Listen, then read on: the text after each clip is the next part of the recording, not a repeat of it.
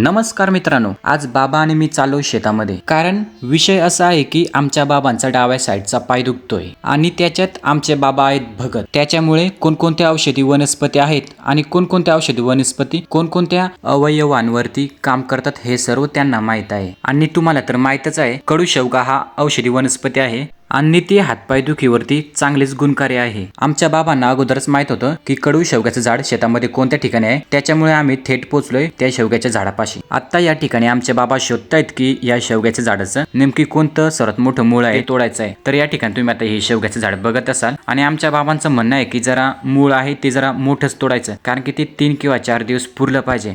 त्यामुळं आम्ही जरा मोठंच मूळ तोडलेलं आहे आणि आता मूळ झालेलं आहे तोडून. आणि तुम्ही बघत असाल अशा प्रकारे हा मूळ आता आम्ही जातोय घरी घेऊन. घरी आणल्यानंतर बाबांनी लगेच ते मूळ तोडायला सुरुवात केली. बाबांचं म्हणणं होतं की जरा साल्ट तोडायचे, जेणेकरून ते आपल्या पायांना बांधायला सोपं पडेल. अशा प्रकारे या मुळाचं पूर्णपणे तुकडे तुकडे करून घ्यायचे आहेत आणि एका लाकडाने ते आपल्याला पूर्ण चेंदून घ्यायचे आहे, जेणेकरून त्याचा रस निघेल. आणि अशा प्रकारे आपल्याला ते एकदम पायाला लावून घ्यायचं आहे आणि पूर्ण चादर पिळाटून त्याला दोरीने एकदम मस्तपैकी पॅक बांधून घ्यायचं आहे. आणि जवळजवळ 1 ते 1.5 तास आपल्याला हे पायालाच बांधून ठेवायचं आहे, त्याचा पूर्ण रस आपल्या पायाला लागेपर्यंत. आणि 1.5 तासानंतर आपण ते पूर्ण सोडायचं आहे आणि मग तुम्ही बघा त्याचा काय आपल्याला फायदा झालेला आहे.